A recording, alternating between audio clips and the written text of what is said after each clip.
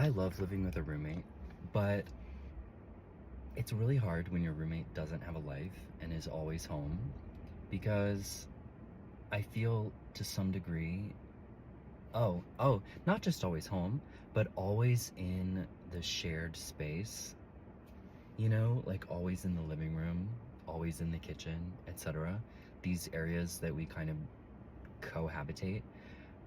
It's really hard because I feel like there's this feeling of always being observed.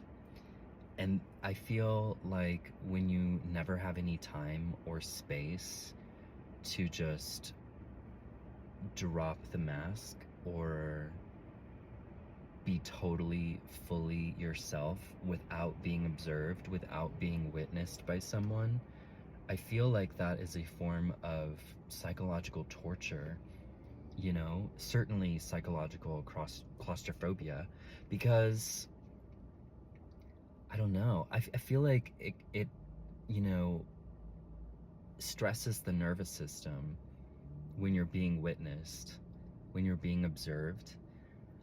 Even if they're not even, surveilling you on purpose, they just exist, in the shared space. Because I guess as a social species, we have like certain things that we're willing to do around other people, and unspoken social rules.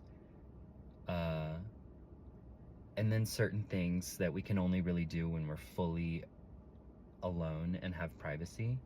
And when you never have privacy, that is really challenging. And it makes me think of like people from low income households who maybe have a lot of kids or a lot of siblings, and parents and grandparents, and maybe they don't have, a separate bedroom for every single person. And so you really never have any level of privacy at all. And I wonder what that does to people on a psychological level when you're never allowed to exist without being observed. And then it also makes me think of people like the Kardashians who have kind of leveraged never having any privacy and just putting their entire lives online, from a very early age. And also like child actors and things like that, and celebrities. Like, what is it like to just never have that psychological safety of people just not witnessing you? I do feel like it's a level of torture.